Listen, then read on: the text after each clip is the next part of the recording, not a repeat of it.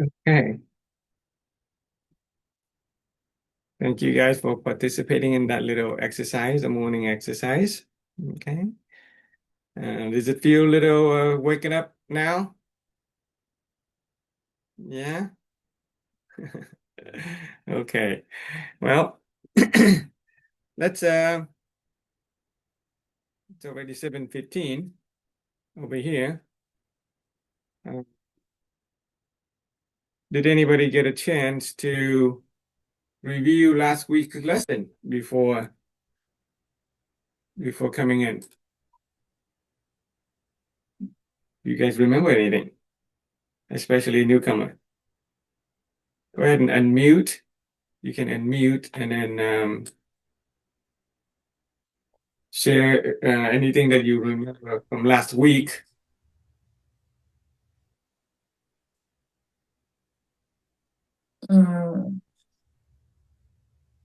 Still the same. I learned that I need to make new impression or continue to learn for a lot of moments in life and then come to realization to find answer to transform myself. Okay, ready? Thank you. Yeah, that's the principle of mental activation. Okay, the transformation, which is the reality that we're trying to get to, a better life. Okay, a life of health, of relationship, of financial independence, retire early, all of that. Okay, all of that is a new life. It's a new reality. It's a new self. And in order to get to that new reality, we're going to have to be different than who we are today. That's a transformation. In order to transform, we do have to have come to a lot of new realization and answer about life. Okay, and especially if you have inquiry, if you ask of life the right kind of question, you're going to get the realization and you will eventually experience that transformation and that new reality.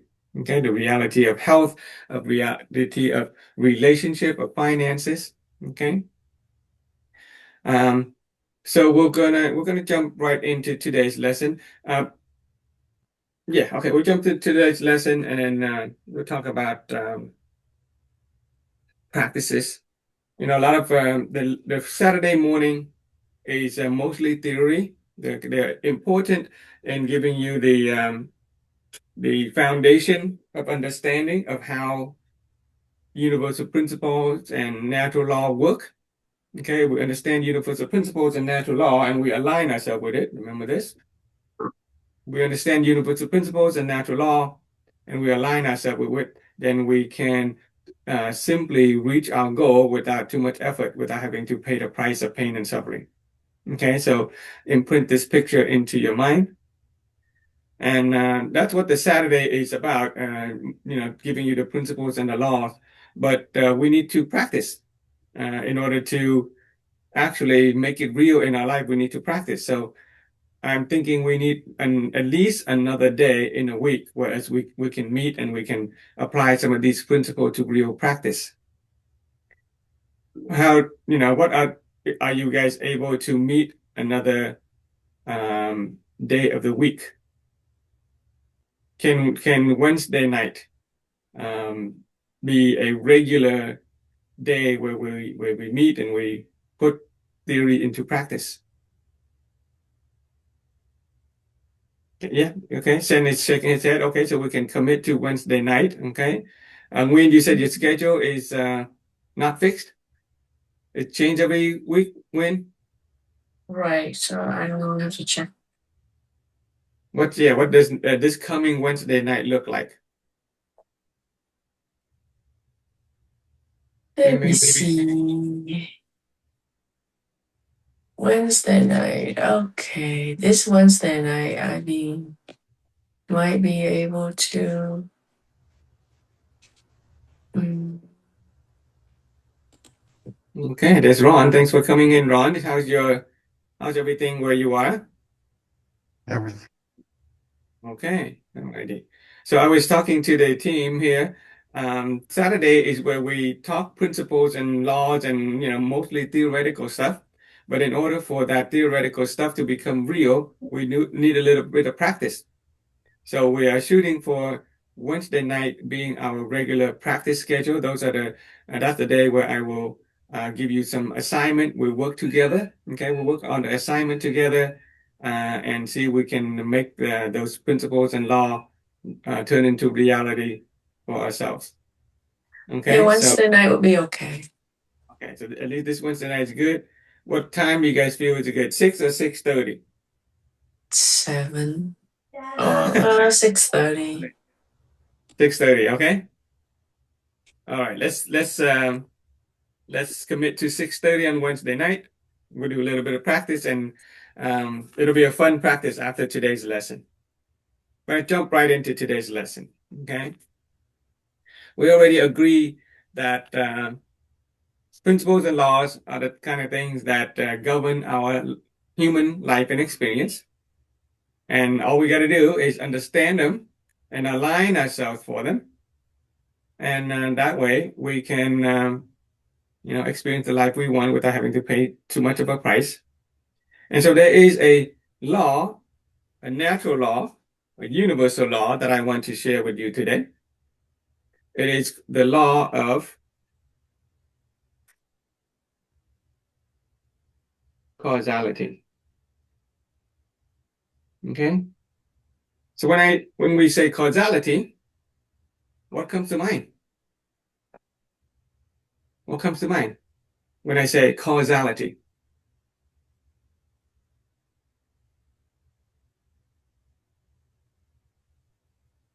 Outcome Right. or result? Hmm? You said causality, so Yeah, what is causality? According to what you know or understand. It's coming from our own actions, what we cause it. What we cause. Okay. Yeah, our own action. Those are the good words, right? When we think of causality, things like cause and effect, right? For every cause, there's an effect, right? There are causes and consequences. Okay, causes and consequences.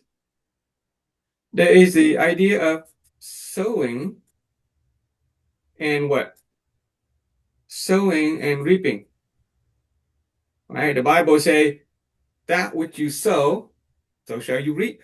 Whatever we sow, we're going to reap. There's the idea of the seed and the fruit. Right? The seed and the fruit. Causality. In fact, when we look at the natural world, we're going to use the concept of the seed and the fruit. If you plant the seed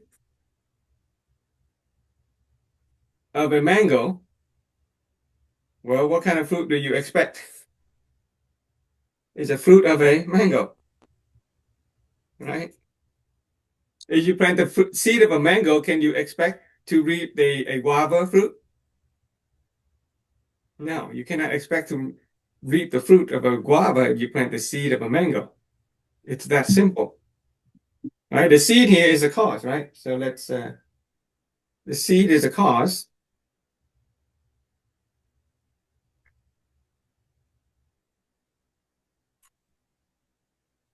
Seed is a cause, and the fruit is the outcome. If we want the fruit of a mango, we have to plant the seed that is a mango. We cannot plant the mango and expect a guava to come out of the tree. Okay.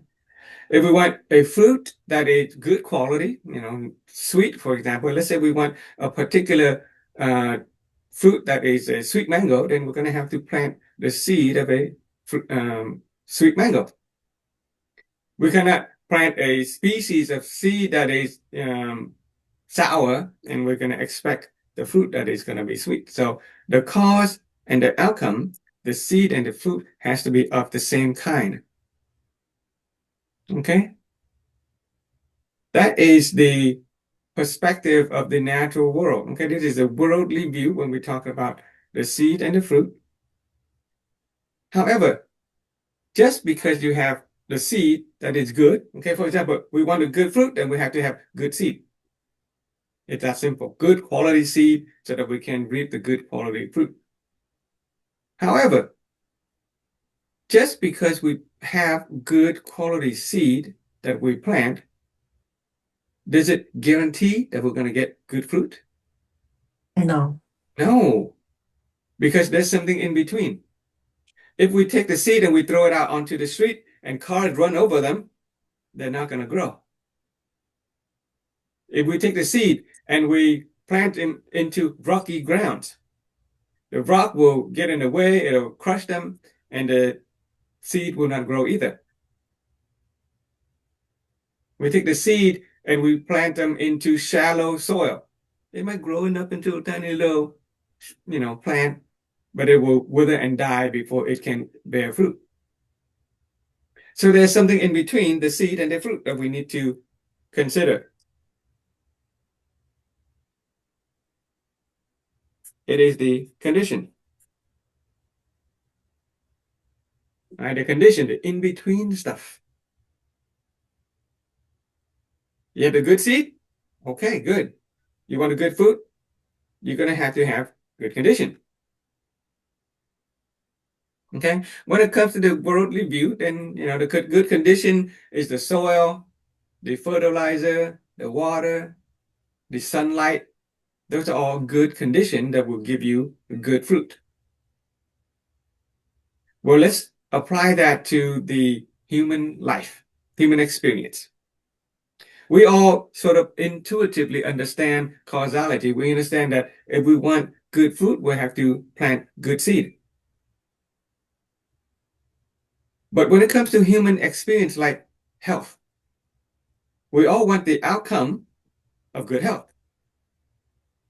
Yet we're not so sure what are the good seed we need to plant, and we are not so sure what is the good condition that we need to plant those seed in order to have good health.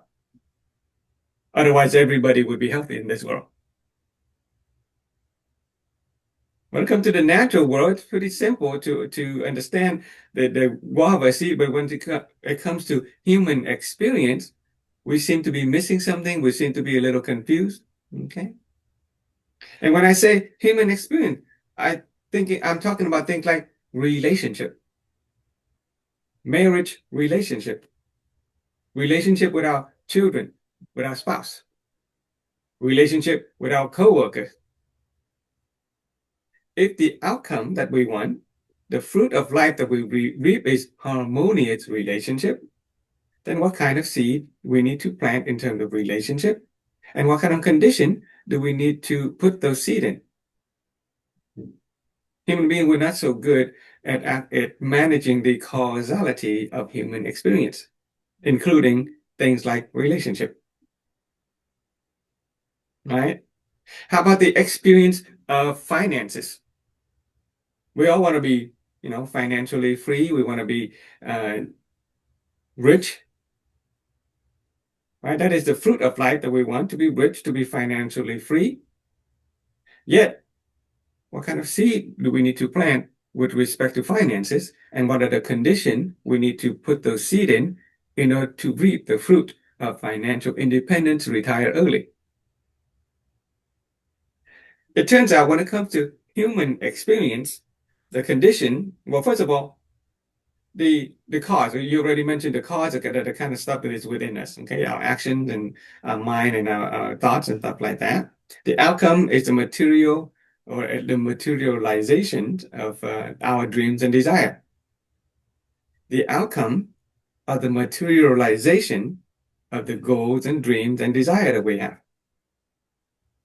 And you will learn later that the condition that we need to nurture our seed, our inner seed, in order to reap the material outcome of life that we want is our affinity with people.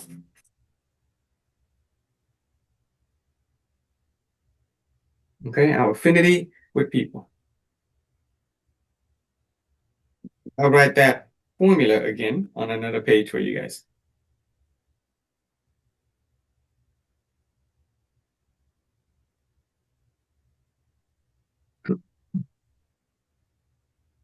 So the formula is this. Good seed, okay, plus good condition will give us good fruit. Pretty simple, right? Good seed, that's good condition, give it good fruit. That is a natural law. Seed here, good seed here, we can think of it as the cause. Okay? The fruit is the outcome. And the condition is the affinity with people.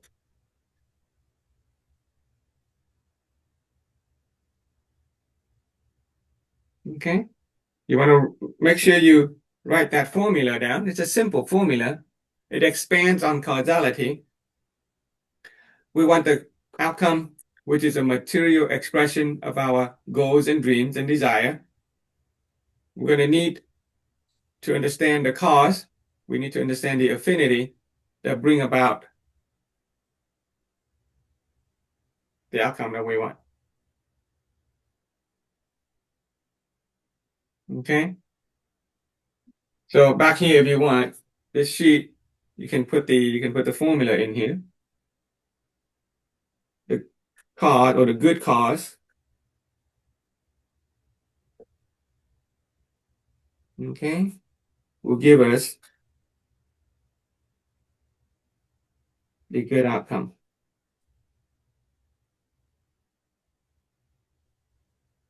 The good cause plus the affinity will give us the outcome.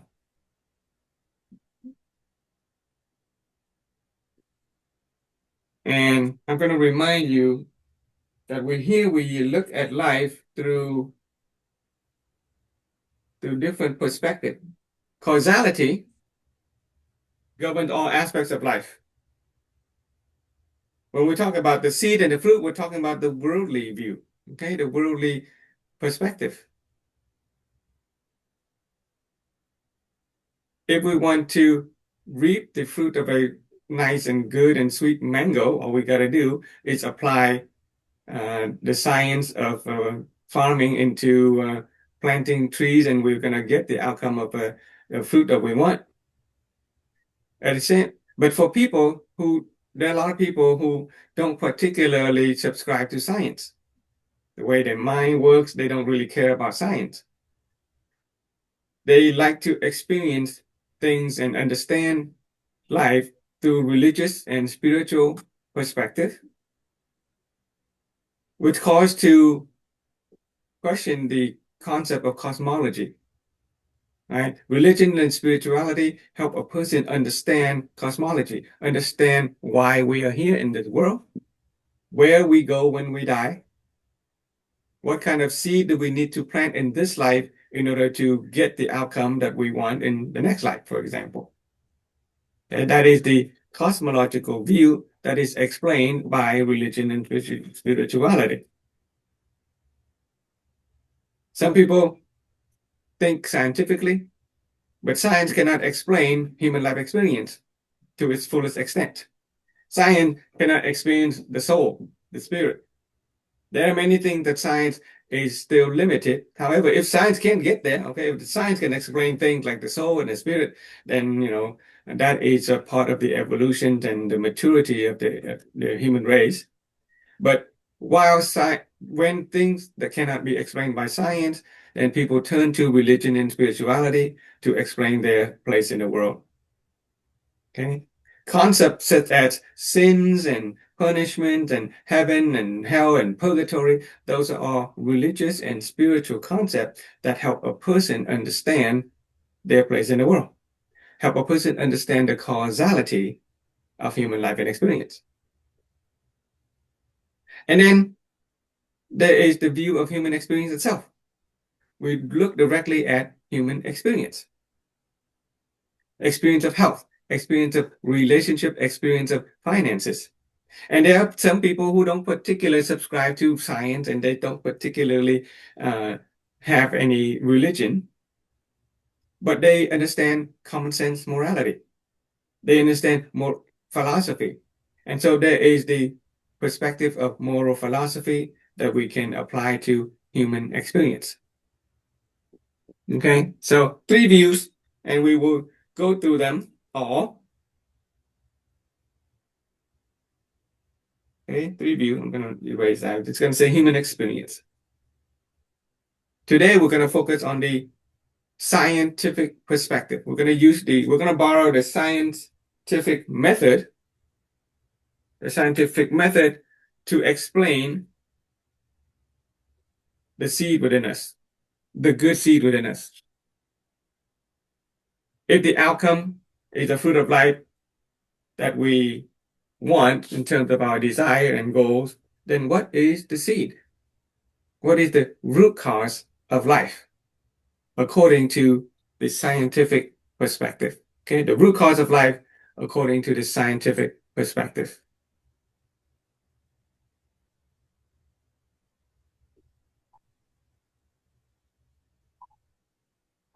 So you can begin by helping me draw this one. I'm going to throw this one away. So we're going to get to the outcome, right? We want the outcome of life. So we're going to write the word outcome.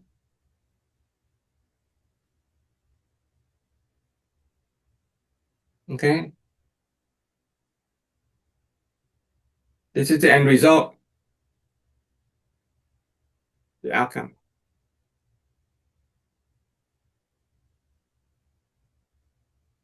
Now for the repeat student, don't jump into answering yet, but for new people, okay, Win and anybody else in the Zoom that is new, if you could come up with one word that directly leads a person to the outcome of life that they have today, what would that word be? Motivation. Say what? Motivation. Motivation? Your motivation leads you to the outcome of life today? No, action. Action, that's a good word. Okay, action is a good word. Any other word that you can think of that will lead you to the outcome of life today?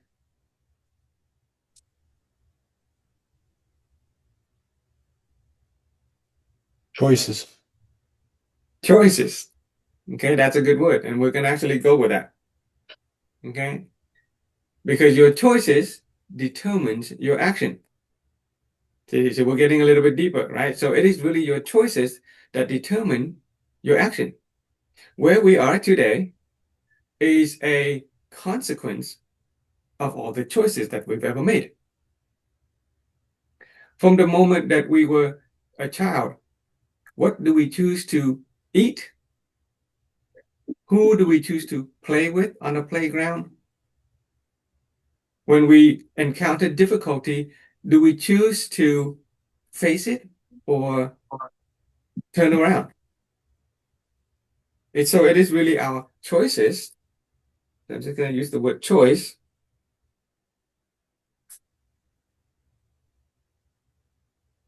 And choice lead us directly to the outcome that we have today. Okay? What we choose to eat, who we decide to play with, what kind of career or job we pursue, who we marry or not marry, whether we have children, how many children, all of that, our choices in life bring us to the outcome of life that we have today. Okay? If the outcome of life that we have today is the fruit, then choices are the seed that we have planted. Right? Yeah, the choices are the seed that we have planted, leading to the outcome, which is the fruit of life that we have today. And so the question is, why did we choose what we choose? So let me ask Win, why did you wear a dark colored shirt today? A black colored shirt today instead of yellow, like me. No, whatever available in the drawer first thing. It's available. Yeah. Well, there are other things that are available for you as well. Why did you pick that particular one and not another one next to it? I have no clue. I just picked it. You just kind of picked it. How about why did you choose to, do the job that you're doing now? You're a nurse, right? Mm. Yeah. Why did you choose to be a nurse instead of, an engineer? Why be a nurse? Because I'm not good at engineering. Not good at math. Well, you're not good at many things. You could have done many things. You could, done something else too. But why nursing? It's more secure. Less job secure, Okay, and people need nurses. And good. then it's good. I only work 3 days a week, so it's good. Ooh, okay, 2 days a week. Good to know. Now you have more time to practice and study. No. But there are many other jobs that are only 3 days a week. Many other jobs that are also safe and secure. Why nursing? I don't know. At the time, it's felt like it's like I needed like a job after school, and this is the one that I could get that guarantee me having a job out of school. There are many other jobs that will guarantee you a job out of school. Okay? Especially in the United States, where there are many majors of study and many other possibility that you could choose from. Okay, this is an important moment. Why did you choose that particular one? Why did you choose particular job? If it's difficult, then choose something that's simpler. Okay, let's go back to that shirt. There are many shirts in your drawer, many easy, within reach. Why that particular one? Mm. Yeah, it's also like a good paying job with Okay, secure something I good. needed back then. Like I needed something Okay, secure and okay, good paying. okay, And that's like 20 years ago. okay. Let's try something else, okay? Your hair, the way you're wearing your hair. Why do you choose to wear your hair, somewhat long, particularly kind of down to the neck? Why not shave your hair like me? It's pretty, this is pretty good. I like this. I look at Ron, see? Why, why wear your hair the way you do and not like this? And not Why are you, what? Pardon? why are you wearing your hair long instead of shave it short like me? Why are you wearing your hair that way? It is a choice. Why are you wearing your hair that way? I never thought of shaving it, so I don't know. Maybe it's just a routine or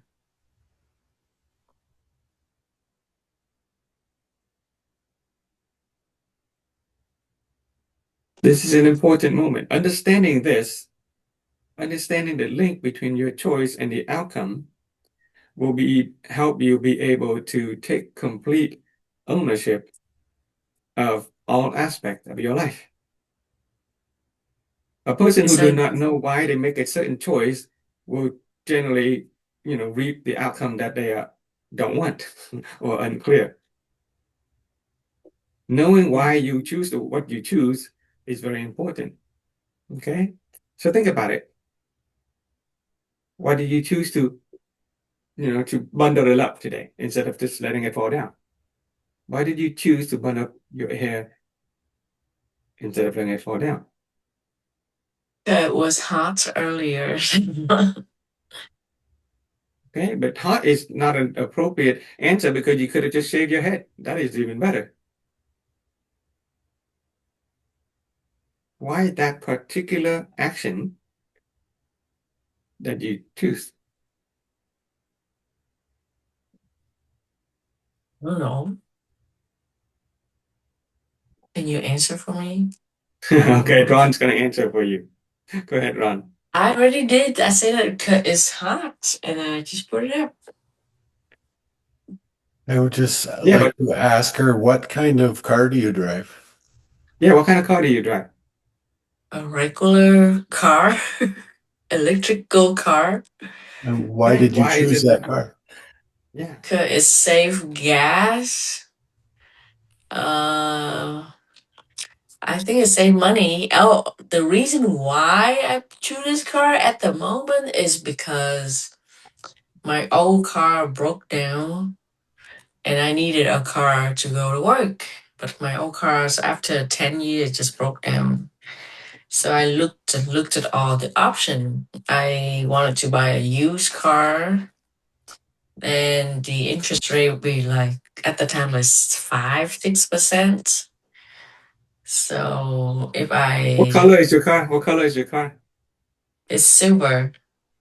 Why Nguyên, silver? Nguyên, these men are not good with you. You know, there's only one simple answer. You don't need to be I'm complicated. Yeah, can I? Because I like it the way it is. I don't there know. you go. That's a good answer. That's it. Thank Because you you. cannot, The word because one would every like. exactly. You Yes. can come up with a million reason and other people will I gotta argue commit. against the reason, Okay. right? They'll make it wrong and all that stuff. But the answer because I like it. When you say I like it, nobody else can counter that. And you can take full and complete ownership of your choice, Okay. Got right? it. There's something else too. It's because it's a match for you. Mhm. How about that one? You're suitable for it. You're suitable for that choice, and it's a good match for you at that time. Yeah. There's Just something like for you me wear your too. hmm Like with the cause and planting a good seed and your outcome. For me, I wanted to retire when I was 60, but now I realize I like helping other people. Hiring other people, and I enjoy doing that. And it gives. I'm planting a seed within somebody else, and I'm planting a seed within myself as well. And I enjoy doing that. I like doing it, and it's suitable for me. What do Yeah, you do, Ron? I am a supervisor for a log scaling company. A what company? Log scaling. I'm in the forest industry. Oh, cool. Okay, let's go back to the concept here, okay? The choice we make the choices, okay? We make the choice. The choice lead to the outcome, and the reason we choose or make those choices is simply because we like it, okay? Or it is a suitable match for who we are at the moment. I cut my hair very short because I like it and because it is a suitable match for me. Um, Right? Do you agree with that? yeah. And so we can conclude that the root cause of life begins with me. Do you agree with that? The root cause of life begins with me.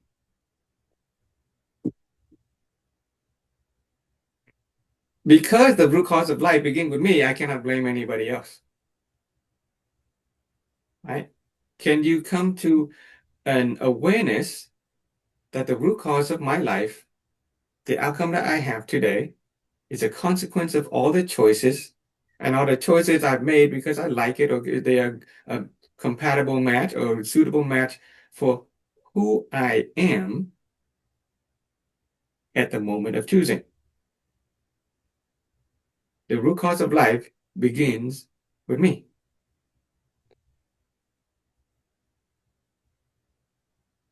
Okay, let me show you another slide before we go back to this one. Earlier you mentioned action.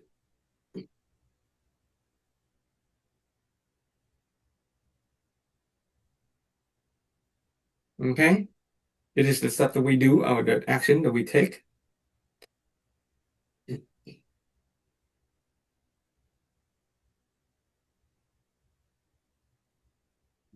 The action comes from our thinking.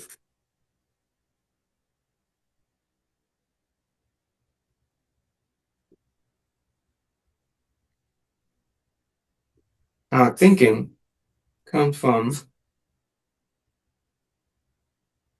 our way of being. Think about that one. So at the moment of choosing, which is the action, what are we thinking about? But what determines our thinking is how we are being about it.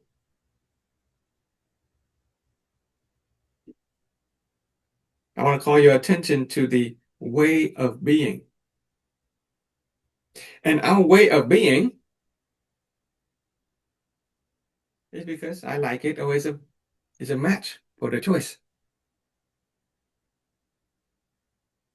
Okay? We'll get back to that later. But we agree that our choices lead to the outcome of life. And so write down this conclusion, the words of wisdom, or this awareness statement. The root cause of life begins with me.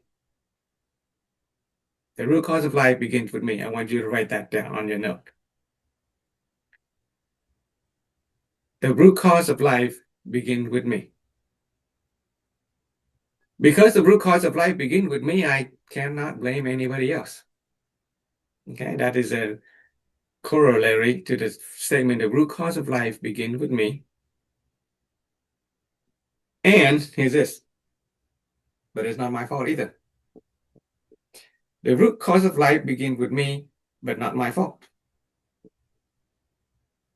But not my fault. But not my fault. The root cause of life begins with me, but not my fault. First of all, when we say the root cause of life with me, it is not other people's fault. Okay? We save ourselves from blaming other people by saying the root cause of life begins with me.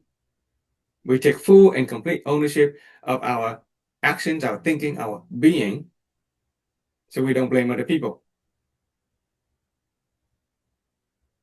Okay, we save ourselves from resentment and blame of other people. But human being, many people tend to blame themselves. Anybody here blame themselves for the choices they've made? Anybody experience self-blame? Sometimes. Sometimes, yeah. Regret and self-blame. But let me see if I can call your attention to this. At the moment of choosing, whether it's buying a car, or wearing your hair a certain way, or marrying a certain people, or not marrying a certain people, or having children or not having children, or anything, at the moment of choosing, the choice that we made is the best choice anyway. At the moment of choosing, could we have made a better choice?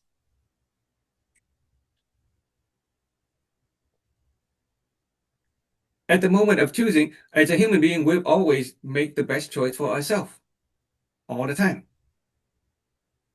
Between two choices, one choice that seemed to be unpleasant and a choice that is pleasant, we always choose the one that we perceive to be pleasant. Even when there are two choices, one is pleasant and one is unpleasant, and one is more unpleasant, we choose the one that is less unpleasant. And so at the moment of choosing, we always make the best choice for ourselves. Therefore, there's no need to blame ourselves either. Does that make sense? Yes. Yeah, root cause of life begins with me, but not my fault. So we free ourselves from blaming other people, and we free ourselves from blaming ourselves. How do you feel now after having said that? The root cause of life begin with me, but not my fault.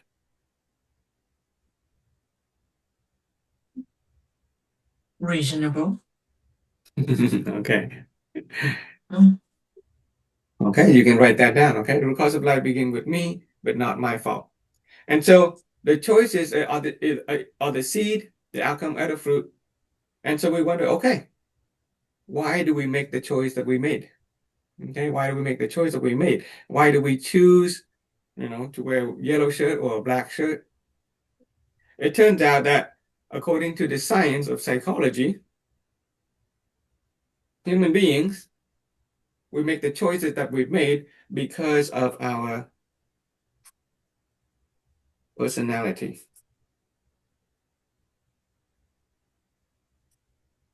Okay? It is our personality that will determine the choice that we make. A person who has let's say, an outgoing personality will tend to make outgoing choices. They go out and they meet people and they expand their network. And so the outcome of their life will be related to their personality. A person whose personality involves staying at home a lot, or have tight-knit relationship with the family, they will make choices that resonate with their personality, and they will get the kind of outcome of life that is a reflection of their personality. Do you agree with that? Right. Think of all the things, all the choices you've made, all the friends that you met, all the career choices. It is because of your personality that led you to make those choices. And those choices are, because we like it, or it's a compatible match for who we are. It's a compatible match for our personality. And so if we want to change the outcome of our life, just change the choices. And to change the choices, change the personality. Look at the people in your life that you may have seen made, drastic changes, transformation. In order to have a new outcome in life, you have to basically change yourself, change your personality.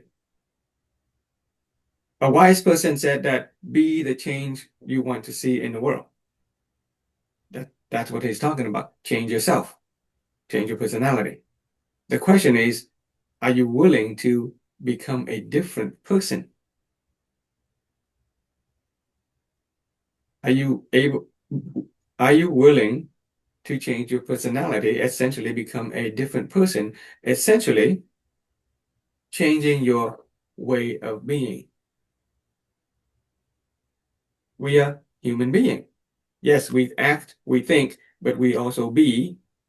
Are we willing to change our way of being? Are we able and willing to change our personality? That's a big step because many people are attached to who they are, their way of being, their personality, and they don't change. If the personality does not change, the choices will not change and their life will not change. So my question to you, are you willing to change your personality?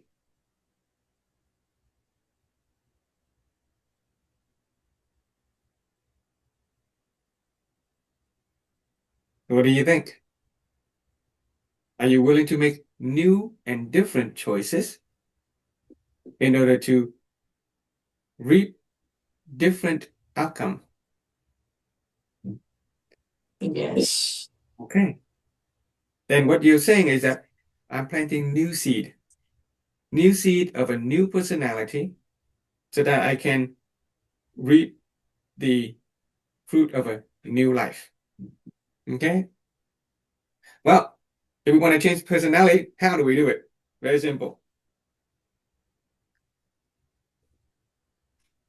Once again, science of psychology tells us all you got to do is change your habit. Okay, habit. What are habits? You've mentioned it already. All the actions. Okay, the action, a bunch of action leads to a habit. If we repeat our habit, well, people will see, oh, okay, you've changed. You don't do things the same anymore. Okay, your action have changed. Your habit, which is a repeated set of action and set of pattern of action, leading to a new personality, leading to new choices, leading to new outcome in life. New actions, new habit, new personality. But how do you change new action? Do you notice that have you ever tried to start a new action or a new habit pattern, and you may do it for a while. Let's say going to the gym, right? We start. Let's say we want to start a new habit of going to the gym. The action is going to the gym, but we do it for a short while and we stop. Does that happen to anybody? We try to build Yes. a habit, but all the and time. so yeah, and so here the root cause. This is the formula for the root cause of life, and if action leads to habit, leads to personality, lead to new choices, lead to outcome, then we have to change our action. But somehow action doesn't seem to be the root cause of everything because we can't seem to keep it straight. We can't seem to consistently maintain the same good habit, right? Good action. So there is something deeper, it's something more rooted than action. If we can get to the root of our action, then maybe we can keep our action consistent, turn them into habit, change our personality, make new choices, and have a new outcome in life. And I've just already given it to you on the other slide. It is our thinking, okay, or our thought.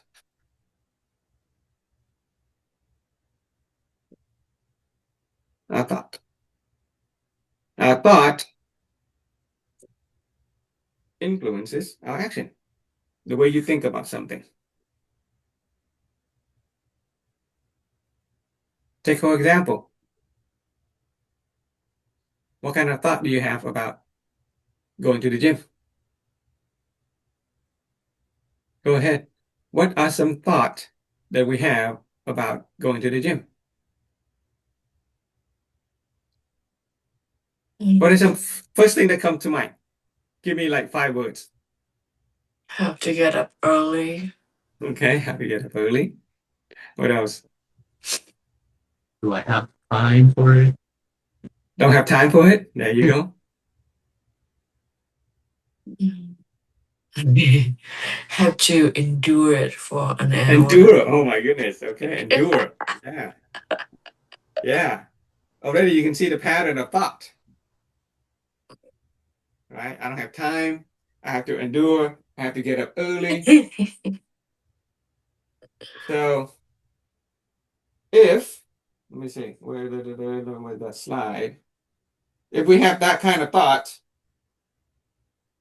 how are we going to expect to get new result? Lack of condition, not enough time. Okay. Fear of failure, I have to endure. These are the 6 barriers that we talked about on the first day. Okay. Oh, here's another one.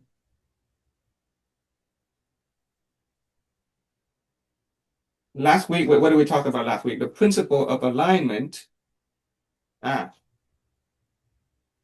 Ooh, okay, here we go. Principle of alignment with our desire. So if we think that it's too hard, then we're focusing on the hardness. If we think that we don't have enough time, then we're focusing on the not having enough time. If we think about having to endure, then we are actually focusing on the enduring. We're actually not aligning ourselves with our desire.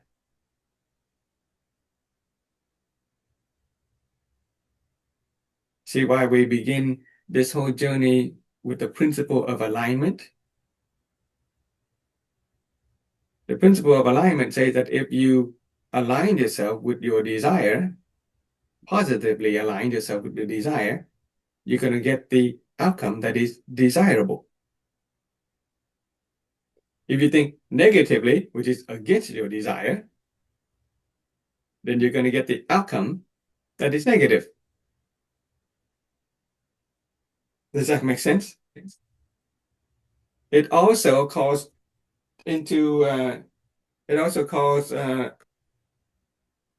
question the principle of light. Where's my principle of light?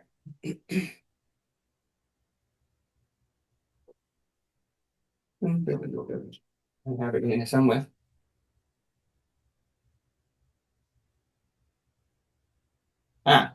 Principle of light.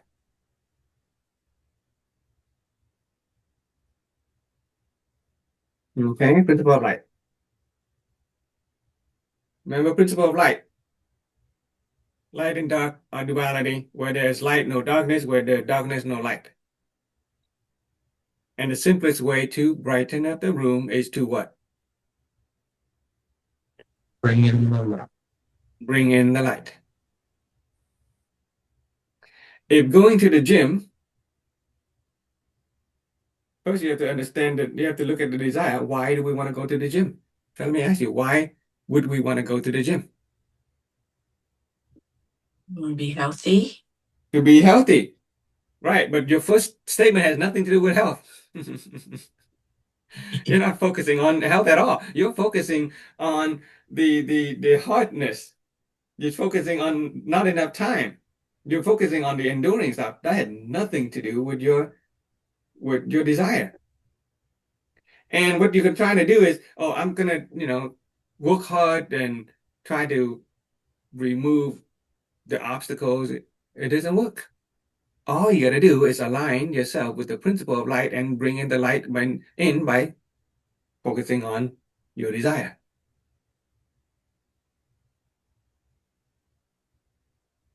Okay. Start to get it? See how you can shift your thought and it'll lead to actions and habits and change your personality? So the difference between let's say a successful person and a not successful person, you can see the personality. A successful person gets up in the morning at 4 a.m., they go to exercise, and they do it consistently. It is because they have a certain pattern of thought that is conducive to positive action, positive habit, and a positive personality, leading to choices, leading to outcome. Rich people wake up in the morning and usually only sleep about 4 hours a day. But here's the thing. If we try to get up in the morning at 4 a.m. and go to the gym and sleep only 4 hours a day, instead of getting healthier and richer, we'll get sick and poorer. Because there's something else that is deeper than the thought. Okay, so you gotta ask, okay, why do we have a certain pattern of thought? Why do we start thinking immediately of the obstacles instead of the reward? Why is it that when we think about the gym, instead of thinking about the health and the benefit and a good life, we think about the difficulty and the challenges?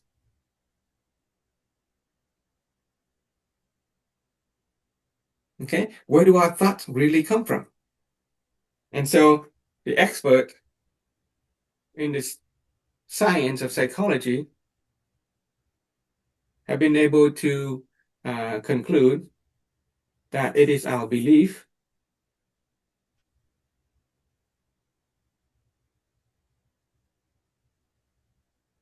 our belief, what happened is that they shape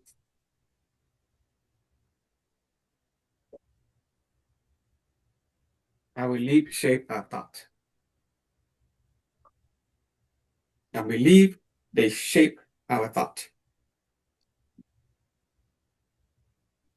When we think about going to the gym and we're thinking about the difficulty, well, deep down we believe that you have to work hard to achieve what you want in life. That the good things in life are hard to come by. That you have to have time in order to achieve result. That you have to endure hardship in order to achieve result. Those are all beliefs. Right? Those are all beliefs. And okay, the thing about the belief is that here's a concept that we need to explore. Okay? An important concept that we need to explore.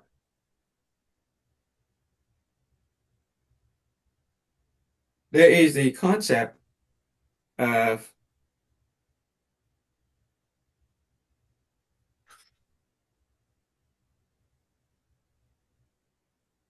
conscious desire. Okay? Now that I have called your attention to desire, we all have a conscious desire to be healthy, to be happy. We have a conscious desire to be healthy, to be happy, to have a harmonious relationship, to be financially free. Those are our conscious desire. But even though we have a certain conscious desire, we can't seem to achieve our desire because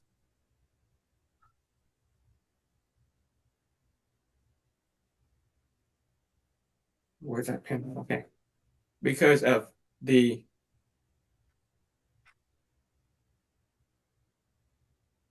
inner belief.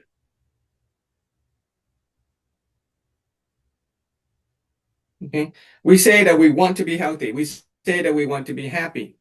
We say that we want financial freedom. But deep inside, we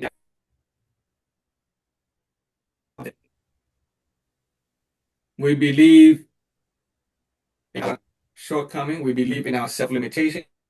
We believe in internet problem. Cutting in and out.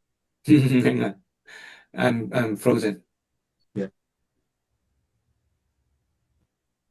Can you guys hear me? Yeah, better.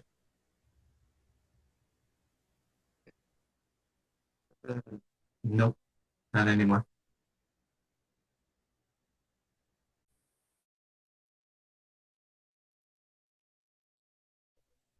Ah,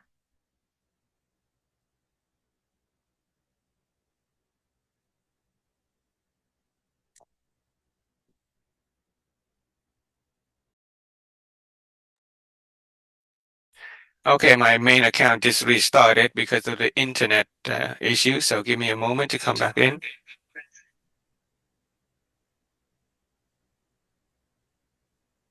Okay, I think we're back.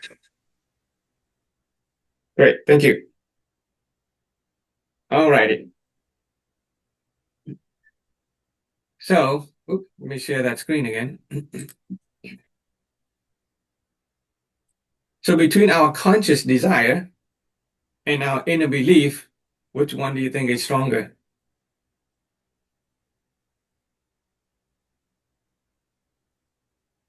Your inner belief. Yeah, it's our whichever inner. we want it to be stronger. Say again? Whichever we want it to be stronger. Okay, whichever we want to be strong. Would you want your conscious desire to align with your inner belief? Yes. Yeah. It turns out that if our conscious desire align with our inner belief, then it's much more simple for us to think and act and change and to reach the outcome of life that we want. So we need to pay attention to our inner belief. And the thing about the belief is that it is always 100%. We either believe we can do something or we believe that we cannot do something. It is never, oh, I partly believe. So if we tell, a friend or family member that I'm going to start on a journey of transformation, I'm going to get healthy, I'm going to get rich in 5 years, for example, and they say, no, I don't think you can do it. Will you say that they believe that you can do it, or they don't believe that you can do it? They don't believe. It is not that they don't believe. It is not that they don't believe that you can do it. It is that they believe that you cannot do it.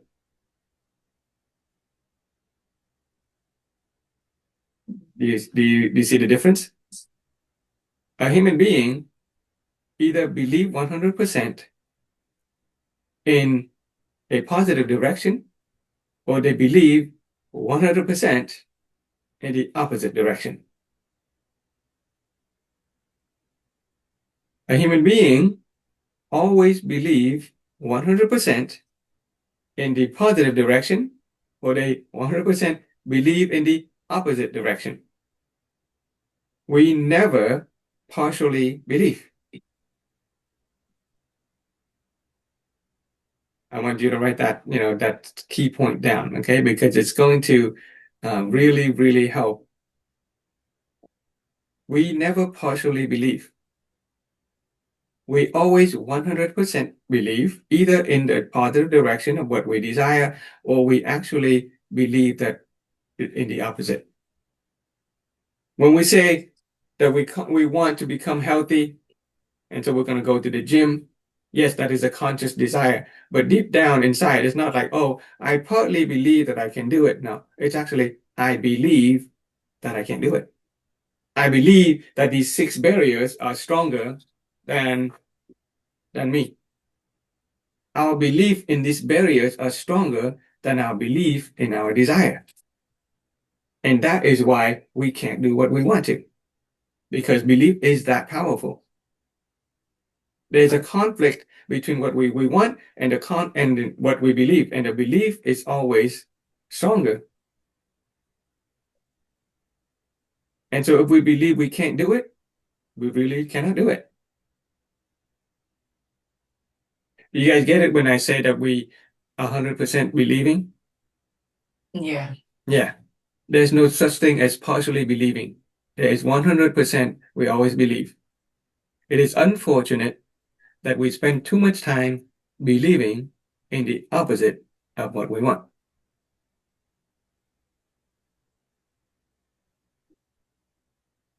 Yeah.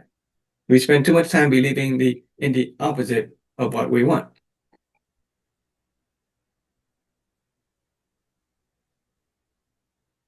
And so, okay, how do we go about changing our belief? If we want our belief to align with our conscious desire, if we want our inner belief to align with our conscious desire, okay, what is the root of belief? Okay, what is the root of belief? It turns out, Desire? Desire? well, the root of belief is not desire. Okay, desire is just something that we consciously have. Desire is, is a something that we're trying to get to, but it's close. Mental images. Okay. So our images, mental images. I'm just going to write the word images. Okay. Images. Okay.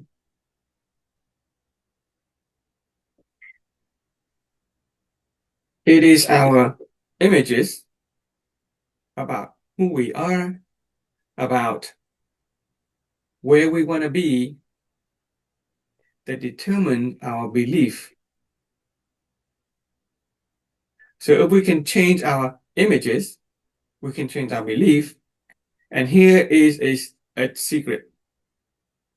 The moment that you change your belief, it is very quickly possible for you to immediately change your choice.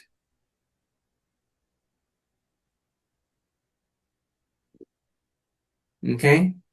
The moment that we can change our belief, we can quickly change our choices. This is why religion is very, very powerful with people's belief. They focus on belief and faith, belief and faith, belief and faith. And if you can change a person's belief, right, change their faith, you can change their life. You change their choices, and it very quickly changes their life. And so what are the mental images here we're talking about? As a human being, we all have mental images. These images take the form, or they come from, okay, they are form, or they come from our hearing,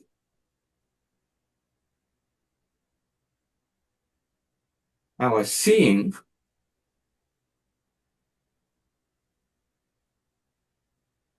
our talking, and our knowing.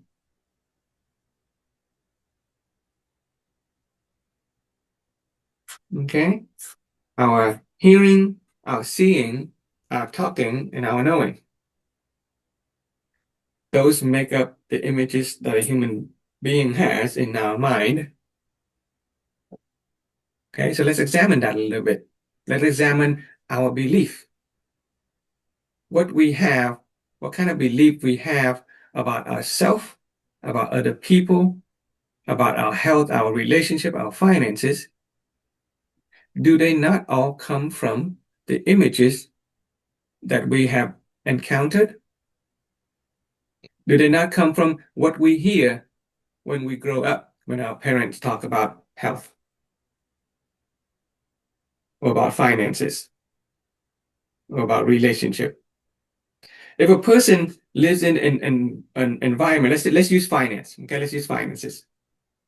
If a person grows up in an environment where every day they hear their parents talk about working hard, saving up money, perseverance, and they see their parents getting up in the morning at 9 o'clock, or at 7 o'clock and go to work at 9 and coming back at 5 p.m., then they're hearing and seeing in terms of finances, oh, okay, I gotta, work every day from 9 to 5, work hard, and then now get some money. And their parent, and then once they hear what their parent say and when they see what their parent do, they start talking about finances. Oh yeah, I gotta work hard, get a 9 to 5 job, and that's how I will make money. And that's all they know with respect to their finances. What we hear, what we see, the way we talk, and what we know determine our images. It shapes our belief. Belief shapes our thought, our action, our habit, our personality. So a person who grows up in an environment hearing and seeing and talking and knowing about 9 to 5 job, yeah, you can pretty sure that the outcome of their life is 9 to 5 job. On the other hand, a child grows up in an environment where their parents talk about business, talk about creating values for their customers, talk about leveraging resources and people. And they grow up reading books about business and knowing knowledge about business. They're hearing, they're seeing people, business people interacting with their parent.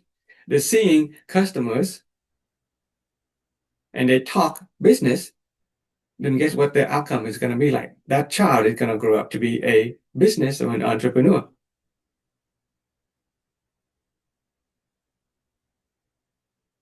If a child grows up hearing parents talk about money is hard to come by, or money is the root of all evil, or if you go to church and you hear the priest say, if you want to go to the kingdom of heaven, give away all your money. Anybody go to church and heard that passage in the Bible? A rich man goes to Jesus and said, teacher, what do I need to do to go to heaven? And teacher say, give away all your money. Give away all your fortune.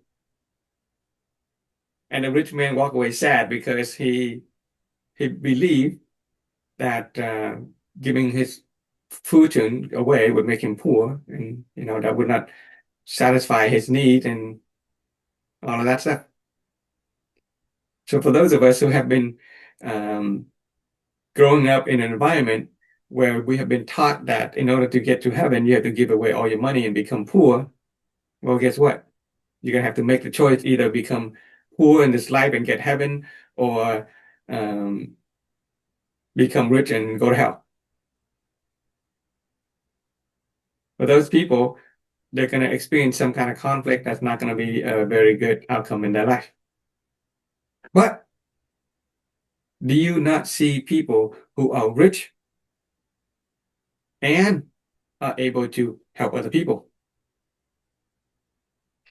This week is Resurrection Week. This is Lent and Resurrection, which is a critical season time in the life of Jesus. Okay, Jesus died and grow and come back to life according to the Christian tradition. And when Jesus dies, it is a rich man who asked permission to bury Jesus in the tomb. Joseph of Arimathea.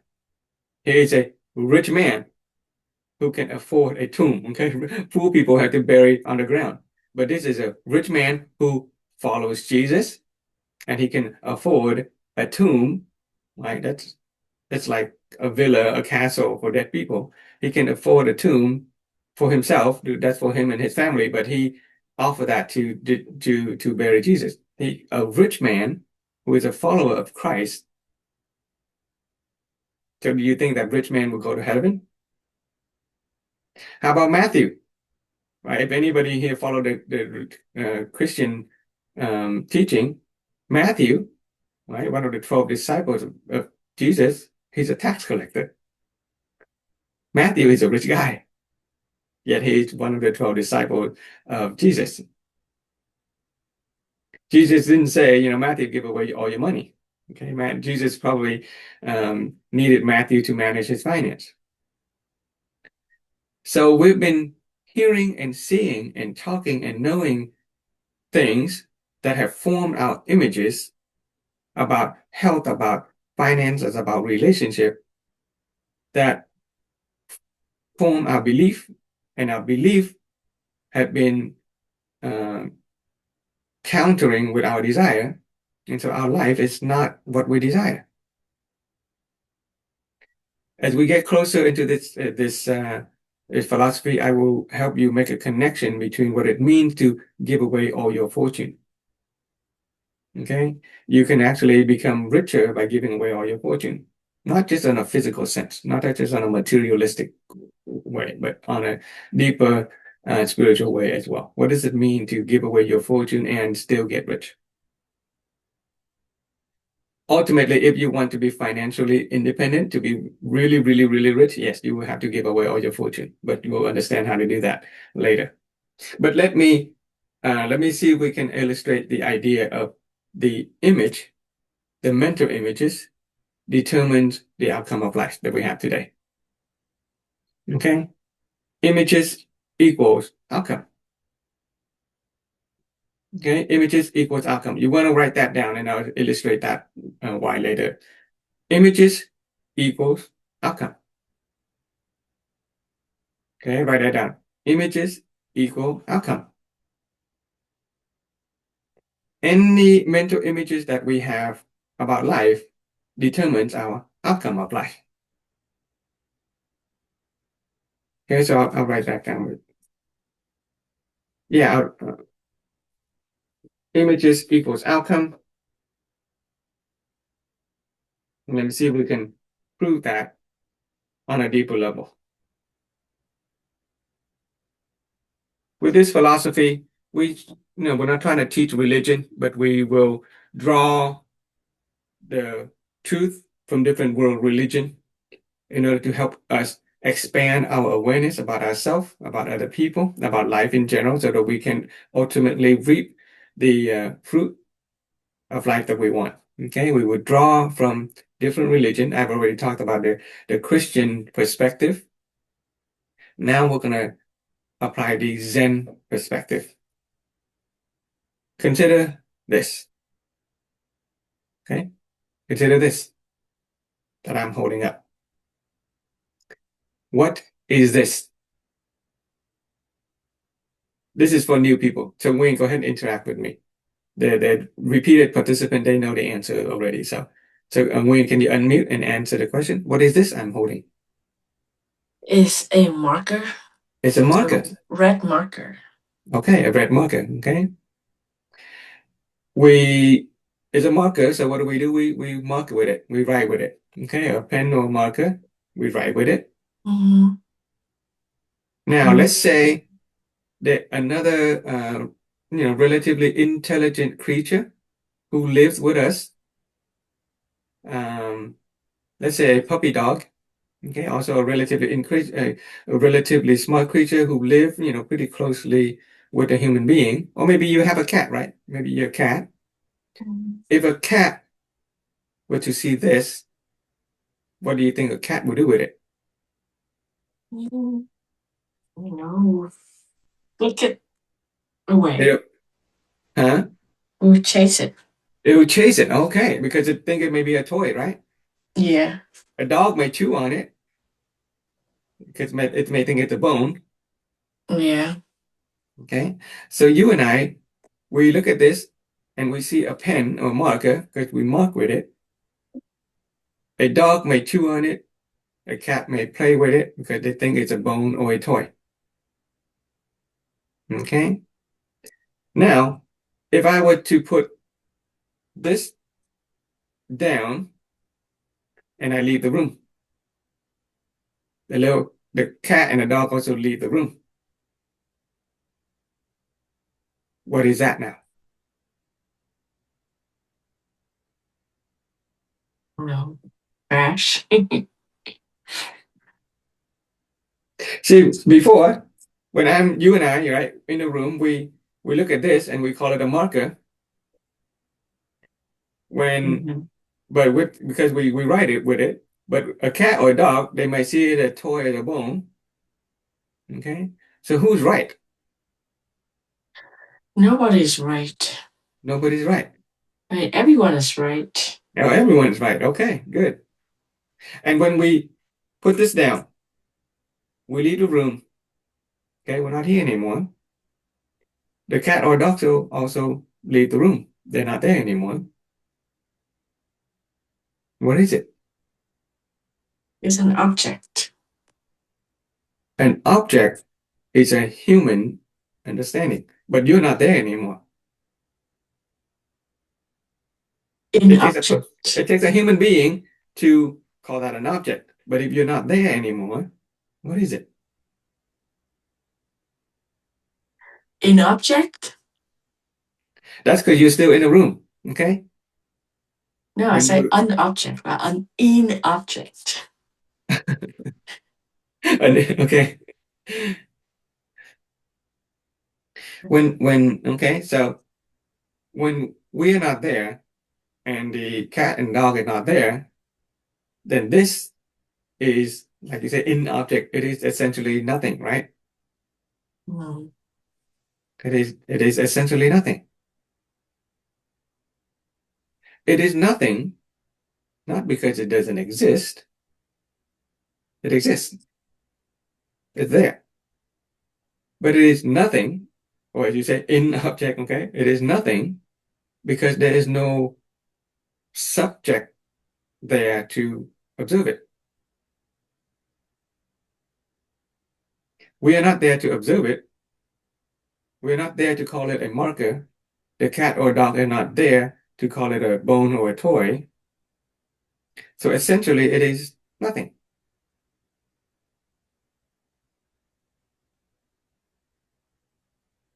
Now we come back into the room. Okay, you and I come back into the room. We pick it up. It is now a final marker. We write with it.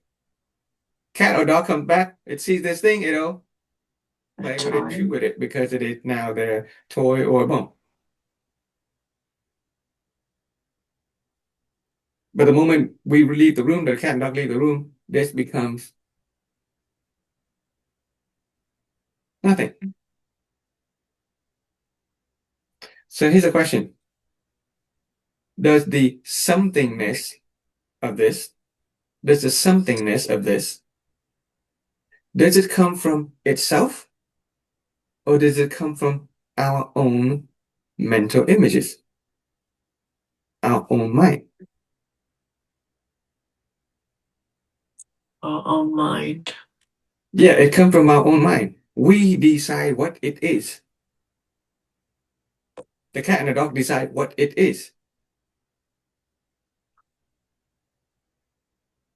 Right? We decide what it is, not itself. What it is doesn't come from itself. It comes from our own mind, our own mental images. We have grown up seeing people, right? We have been seeing people use a marker. We hear people call it marker. We know that it's a marker. We talk about it as if it is a marker. And so our mental images of this is a marker. A dog and a cat have a different conception of it. They have different mental images of it. I don't know if they do have it or not, but we just kind of assume it. And so we get that our mental images decide what this is, not itself. So what is it? So what is its real essence?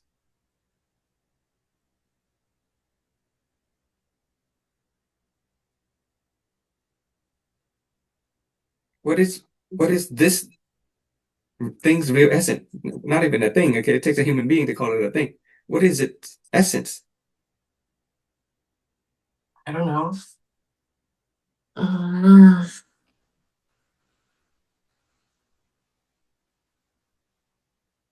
what do you mean by essence? What it is? What is it in its most basic essence? It's a thing. It takes a human being to call it a thing. Let me help you. Okay? You can write this down. The essence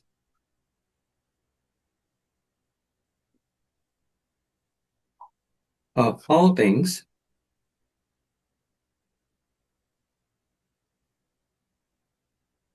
all things all things is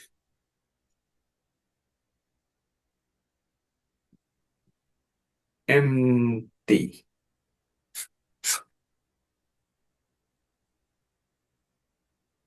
The essence of all things is empty.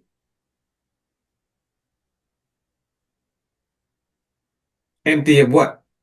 Empty of meaning. Right? Its essence. Without us being there, without a cat or a dog being there, its essence is empty. Whatever meaning it contained, it only come from within us, not from itself.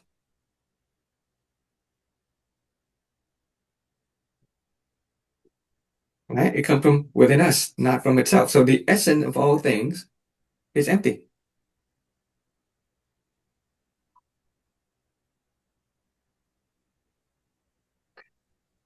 Having recognized that the essence of all things is empty,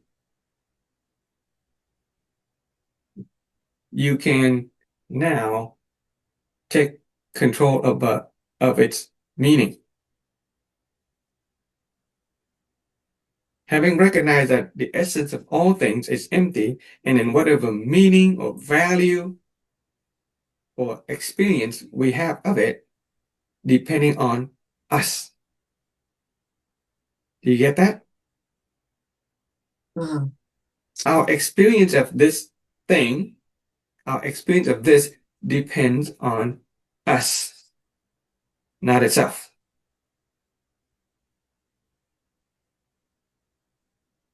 Do you get that part? On a Mhm. deep awareness level, not just conceptually, not just intellectually. Yeah. Yeah. Yeah, our experience of this thing depends on ourself, our own mental images. And so, if we know that the experience of this thing, or the essence of this thing, or the meaning of this thing depends on us, and we understand that our life depends on our choice, we can quickly change the image, change our choice, change the outcome. So when I recognize that this thing is itself empty of meaning, I can give new meaning to it. I can invent a new meaning for this. Mhm. Okay. Whereas before, it is only a marker. Because my hearing, my hearing and my seeing and my talking, my knowing is limited to this being a marker. But now it is nothing. Okay? Because it is nothing, so the question is, what can it be?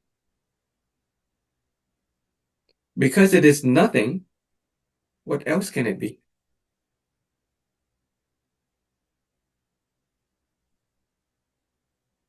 Because the essence of all things is empty, it has unlimited potential, right? Because Mm. you want to write this down. Because the essence of all things is empty, therefore it has unlimited potential. The essence of all things is empty, therefore they have unlimited potential. Mhm. And if this has unlimited potential, then what else can it be? Can be anything. There you go, anything. It can be anything. This can be anything. So can you create some new meaning for it? This is where, Yes. okay, go ahead and try it. Can you create a new meaning for this? Do that for me. So instead of saying this is a marker or this is a red marker, say another statement that gives new meaning to this. To the marker? Not a marker anymore. It is empty. Give me It's another a statement. magical wand. Okay. Okay. Okay, it can be a magical wand. Or for me, I would say this is gold. Something more realistic. This is gold. Mhm. Why? Because whereas previously all I could do with it was to mark with it. But now I see this as gold.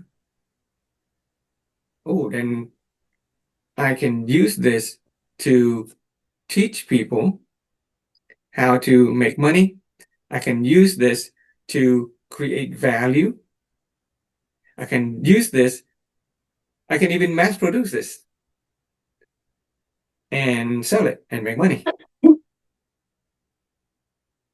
You see the benefit of inventing a new possibility for something by first erasing the essence, erasing the meaning from it? This is now gold. If I want to, I could mass produce this and sell it to a lot of people and make money.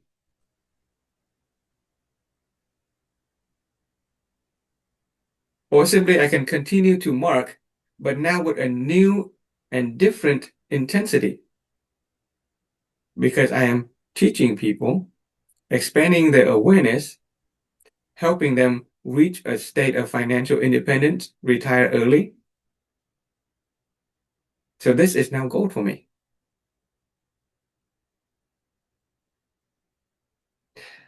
Because the essence of all things is empty, they have unlimited potential and it could be anything. And you can apply that to a human being as well. The essence of all people is empty. The essence of all people is empty. And because the essence of all people is empty, they have unlimited potential. What can they be when they have unlimited potential? Be anything they want. Yeah, they can be anything they want. And so you can write down a statement for yourself. Okay, and a statement for yourself. Who I am is no one.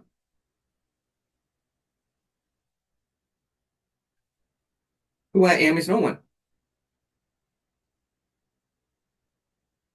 Whereas previously, I was a nurse, I was a mother, I was a father, I was a husband, I was a wife, I was a sick person, a stressed out person, a poor person. Now I get the recognition is that I am no one. I really am no one. I really, really am no one because the essence of all people is empty, just as the essence of who I am is no one. And because I am no one, I have unlimited potential. And because if I have unlimited potential, who can I be now? Who am I now?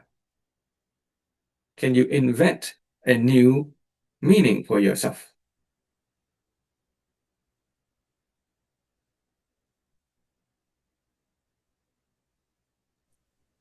Yeah. Can you invent a new way of being? Can you invent a new way of being? Give me a statement that expresses your new way of being. Who am I now? Be anything. Okay, anything. What can that anything be?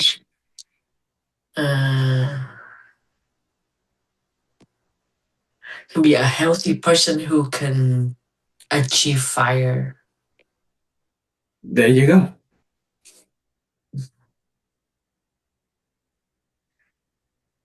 Okay, you can be a healthy person who can achieve fire. What about you, Sen? Who are you now? Now that you get that who you are is no one. Be anyone. I can be healthy. I can lose 160 pounds. I can be financial independent. Anything. Okay.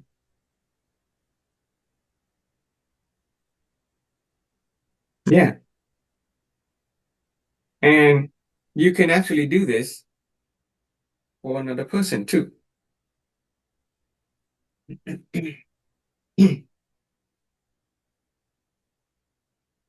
Think of,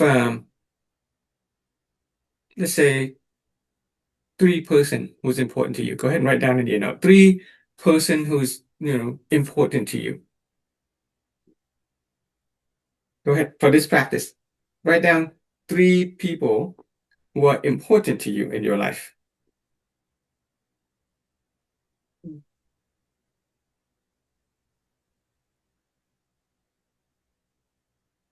Okay, 3 names. And then for each name, write down about 5 words that first come up to mind when you think about that person.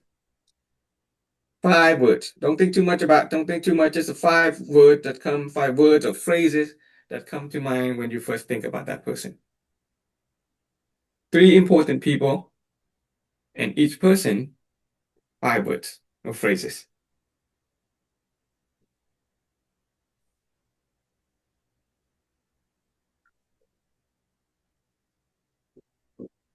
Okay, 3 important people.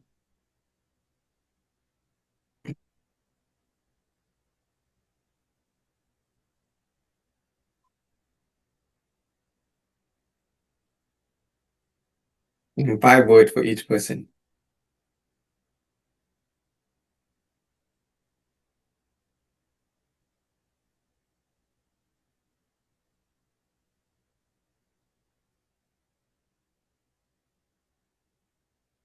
Okay, who's ready to share?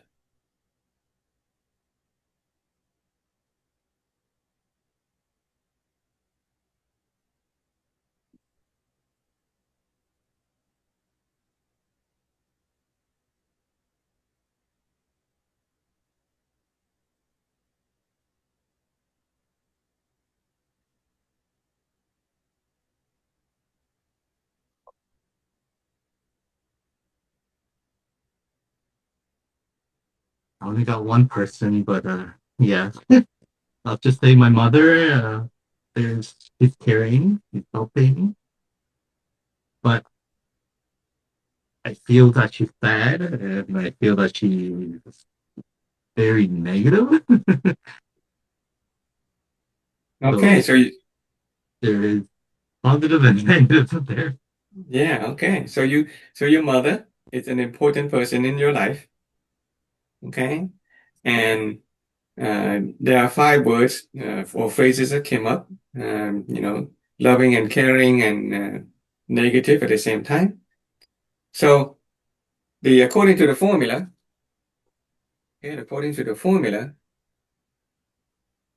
your experience of her is the outcome of life.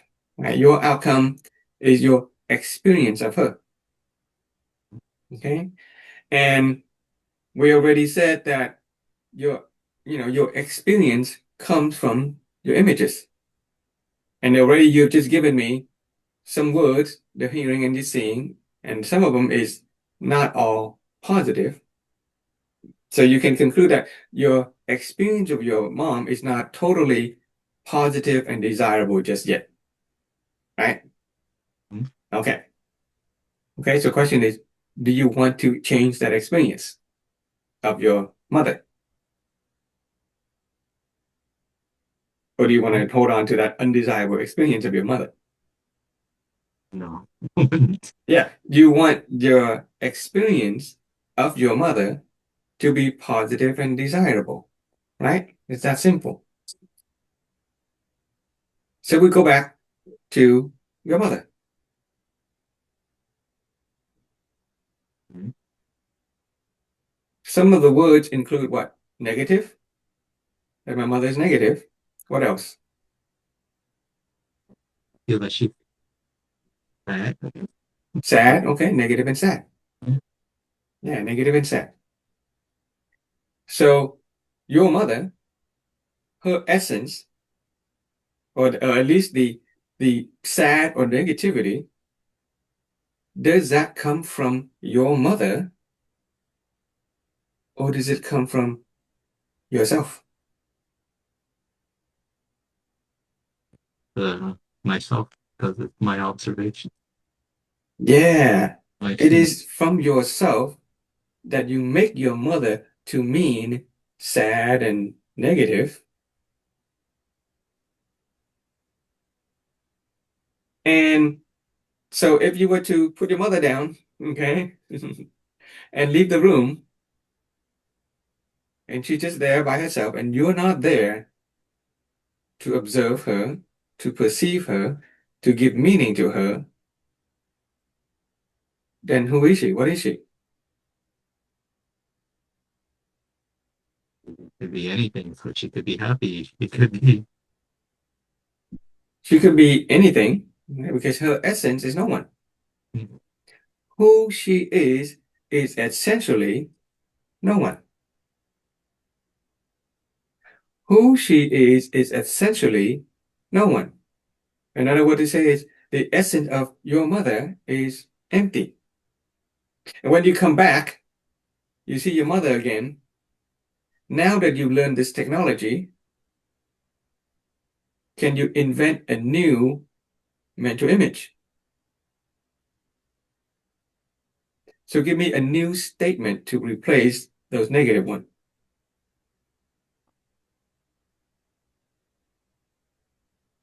For negative, I guess you could say she Well, you already said it earlier. Yeah, I heard it. that caring and helping, So your mother is now what? caring, helping, understanding. Caring, helping, understanding. Okay? Caring, helping, understanding. You have just brought light into the room that is your mother. And the secret to the principle of light is that the more you focus on the light, the more that you will see the light brighten up. Instead of focusing on the sad and negativity and the the negative, focus on the caring and what else again? The Like helping, understanding. helping, understanding, and caring. And I want you to invent two more. Invent two more for your mother that is not on the list. Can you invent something?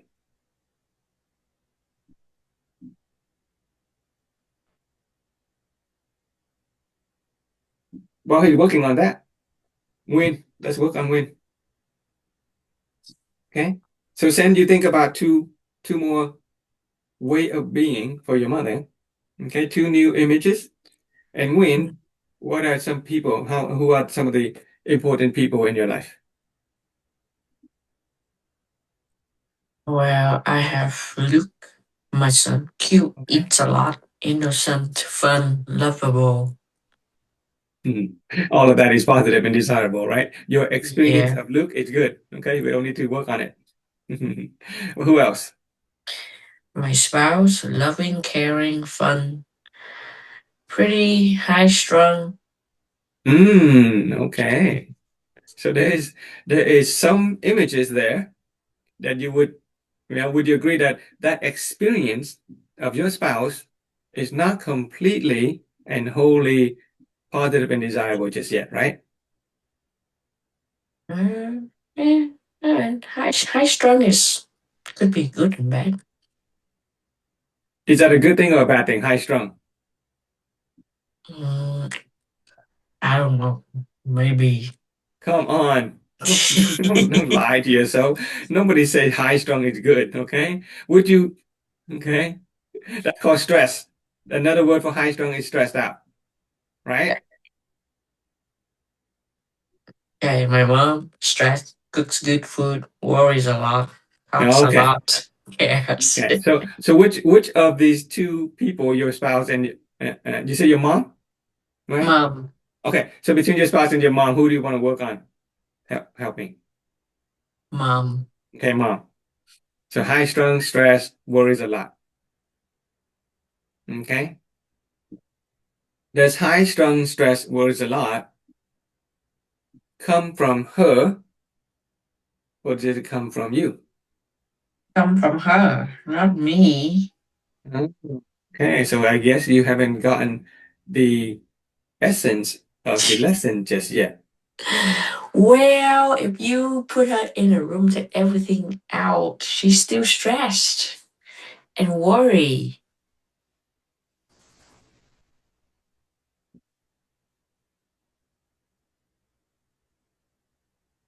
So I don't know.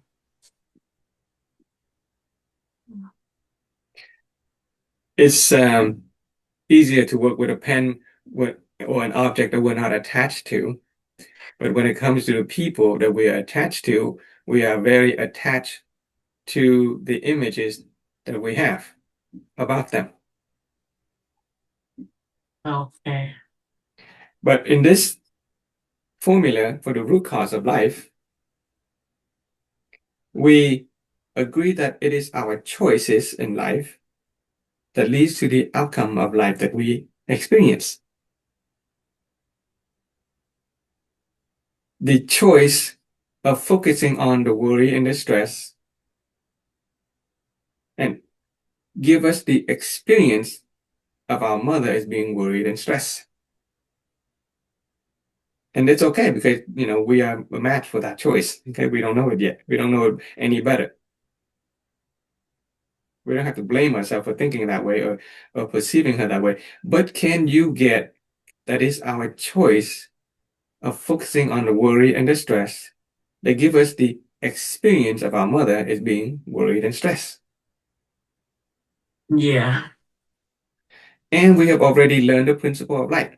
If you focus on the darkness, or even if you're trying to remove the darkness, if you try to remove the stress, if you try to remove the worry, have you ever tried to remove the worry and the stress from your mom? No, You have not tried? I try. You did? Mm-hmm. Does it work? No. Obviously not. Okay? It didn't work. It doesn't work because we try to remove the darkness and we're focusing on the darkness.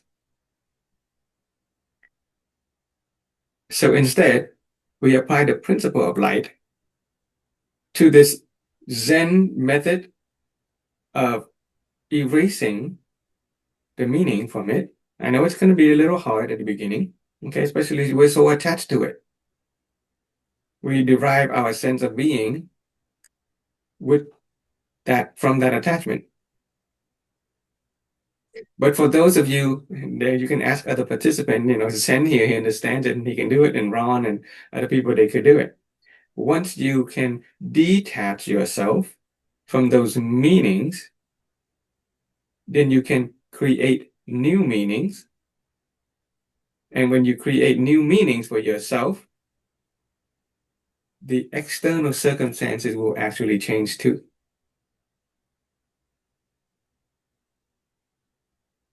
Okay? So let's see if we can use this technology one more time. Can you get that the essence of your mother is empty? Yep. That who she is no one. Okay. And whatever meaning that I get from her, being sad or worried, it all come from me, not from her. Mm-hmm. And when I can empty my mind, okay, empty my images, so she is now no one. And because she is no one, she has the potential to be anyone. Okay. And if she has the potential to be anyone, what new meaning can I invent for her? You can restate it. She is now a possibility of being. Okay, we can invent the possibility, even though we're not at a point where we can actually think into existence a new mother. So at least we invent a new possibility. We plant a seed. Okay, you can ask yourself, I invent, first of all, from emptiness, okay, from emptiness, you can write this down, Ron, as well. This is new. You haven't heard me say this before. Okay, you can write this down. From emptiness, I invent the possibility of being. I invent the possibility for my mother to be, and then fill in the blank. From emptiness. It has to come from emptiness, because if there's this page is full of stuff already. If this is full of pictures, it's full of barriers, nasty little image, nasty little picture already. You can't paint a new picture and expect it to be a pretty picture. It has to be a blank page. There's your blank page. Your mother is now empty. That's why from emptiness, okay, I invent the possibility of my mother being what? Upbeat, sociable, smart, caring, cooks good food. Write it all down. I did. Good. And the next step is to find evidence of that. This is a principle of light at work. You go about and find evidence to prove all of that. Go through your day and look for evidence of her being that way.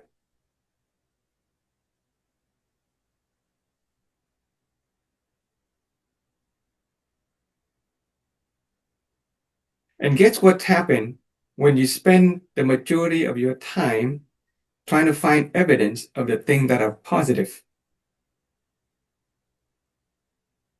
If 24 hours of your day you're looking for evidence of the good things about your life and other people's life, right? What do you think is going to happen to your life experience when you're spending 24 hours a day looking for evidence of the good things?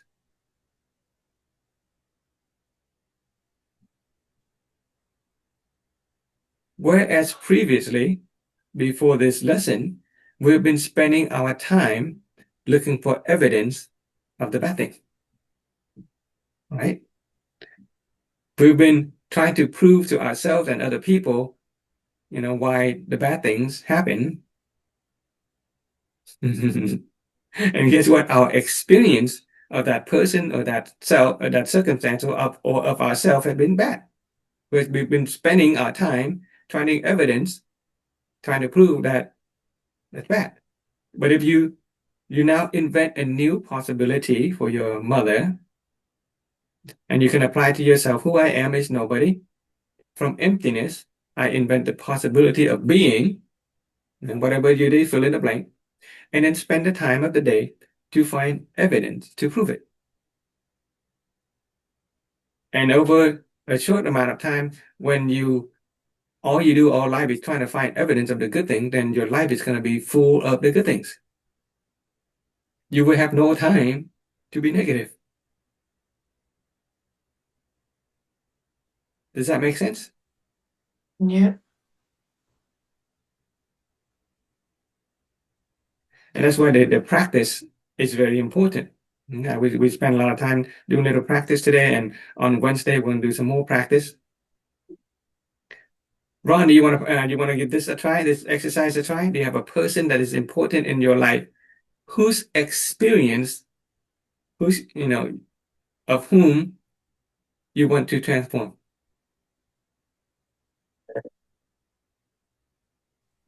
Yes, my brother. Okay, give me some words. He is very negative. He is also kind. He's caring of other people, but his negativity takes over from all of that. So Okay. yeah, I would like him to transform. Okay.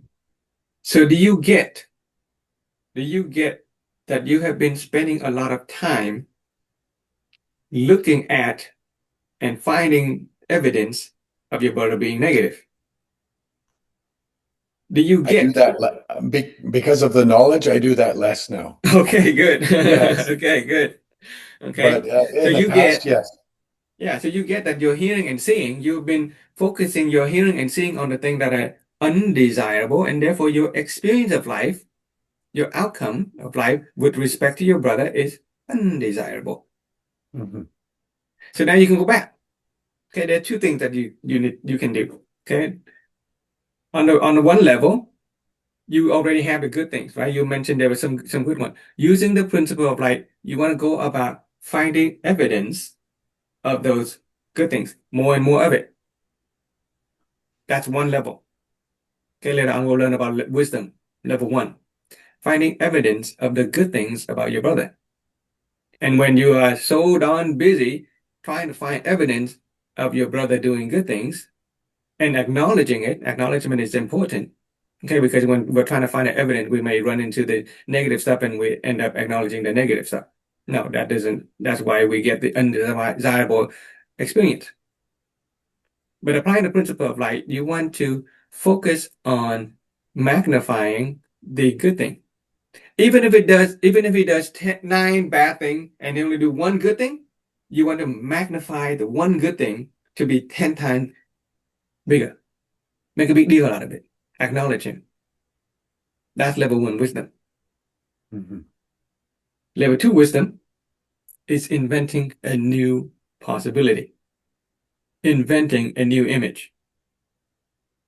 So give me two or three statements of a new invention. From emptiness,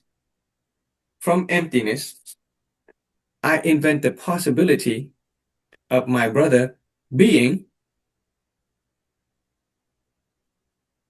Yeah, go ahead and try that. Can you do that right now? What I've done, like he talks negative about certain people, but now I just listen and I will bring up something positive about that person he's talking about.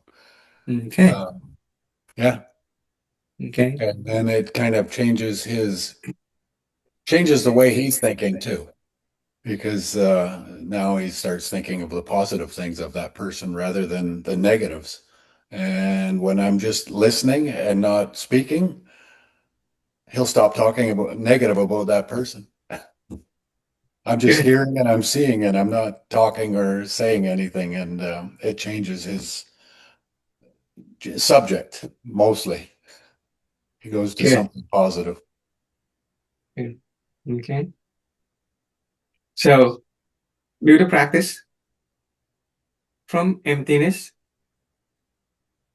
I invent the possibility of my brother being, and then fill in the blank. Something new, something completely different. On a 1 level, you go and you find the evidence of what all the good things that he already have, and you magnify it. On the 2nd level, you invent something completely new, which is positive and desirable. And then you go find evidence about it. Yes. Okay, so you guys can write the following conclusion down.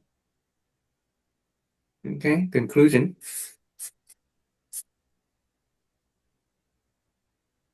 Change image.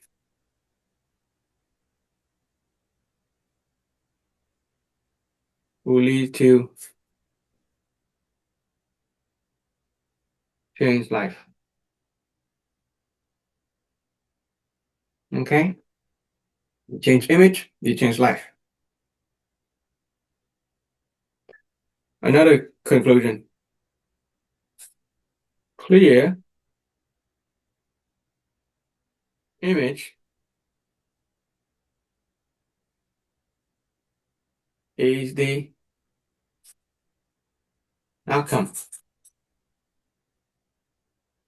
Okay? Take a look at the outcome of life that we have today with respect to ourselves, with respect to other people. Look at the outcome of our health that we have today.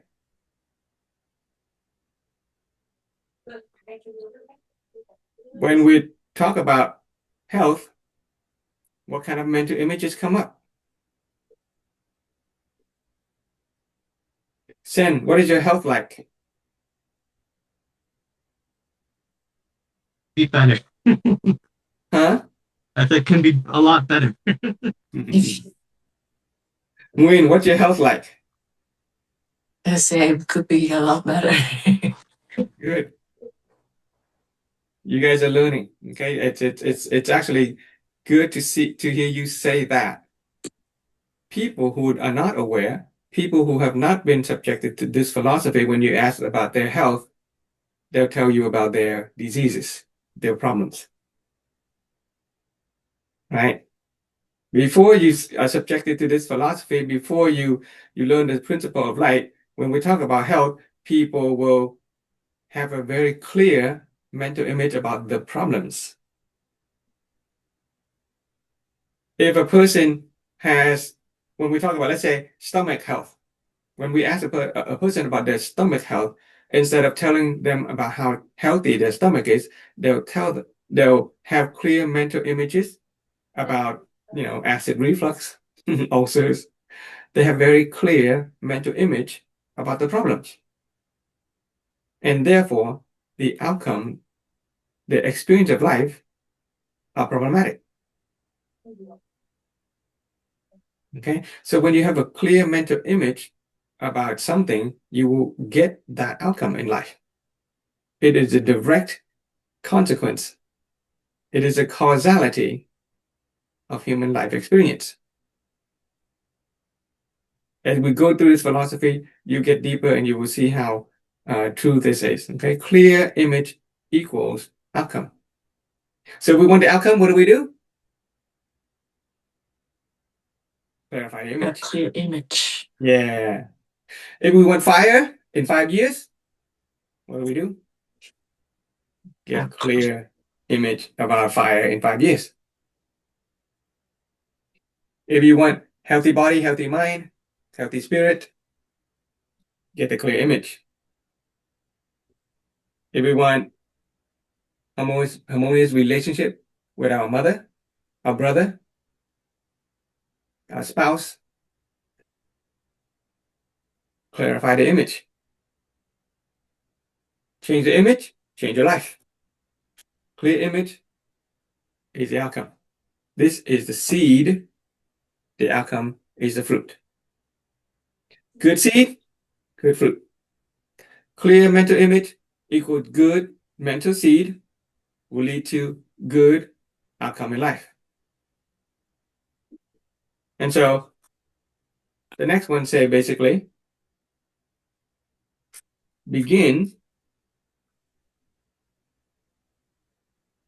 all things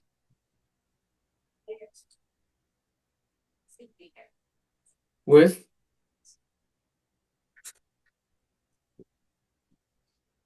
clear images in mind. That's it. That's a reminder. Begin all things with clear images in mind.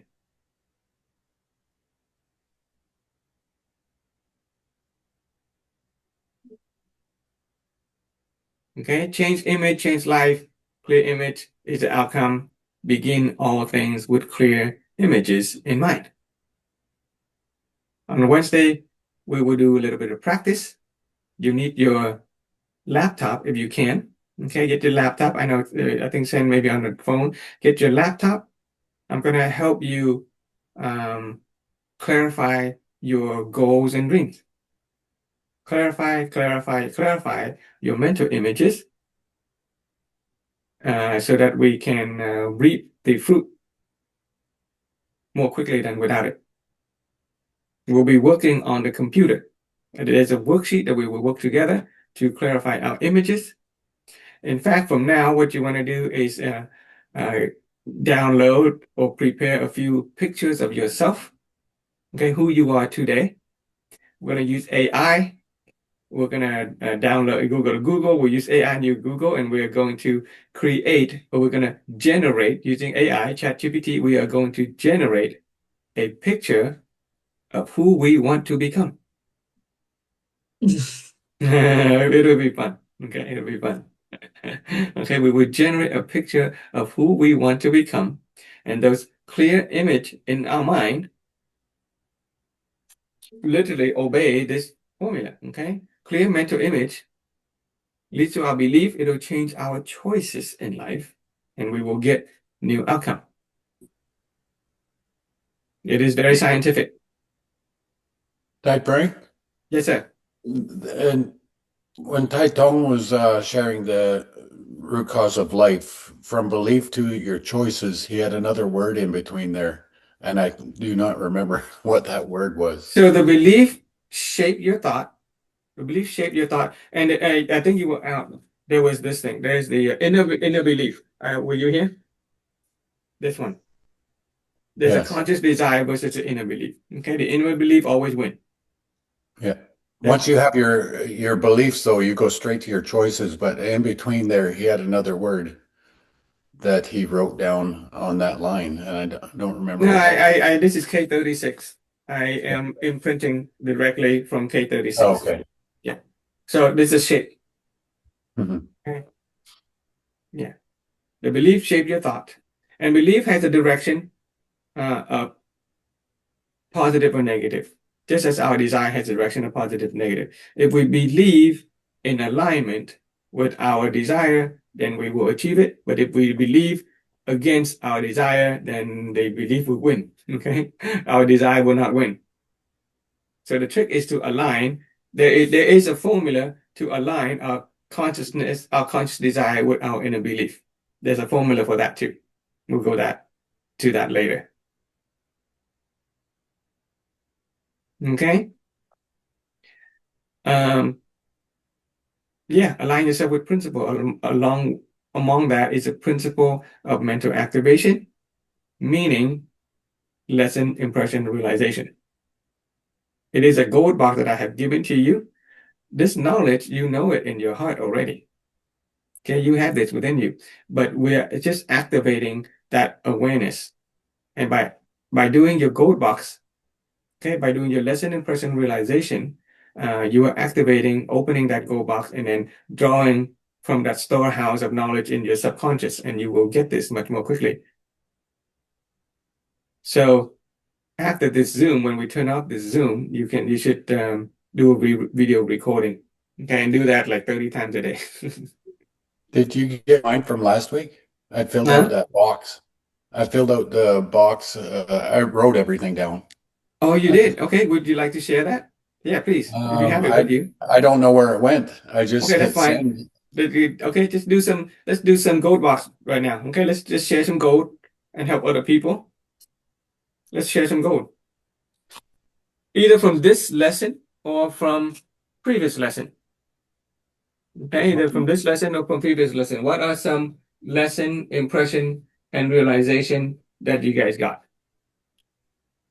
From what I got today was what I've the lesson I got that caught my mind was when you were talking about our good seed, our condition, and our outcome. I mentioned it earlier about how I wanted to retire a couple of years ago, but because I like what I'm doing, helping other people, I'm planting seeds in other people, creating jobs for them and having a better life for themselves. But at the same time, for me, I'm creating my own life where I'm happy as well, happy helping them and planting my own seed as well Right. for a good So, outcome for my life and for others. right. So And whereas initially your conscious desire is to retire, okay, your conscious desire is to retire, but you have a different seed that is not necessarily aligned with retiring at this point.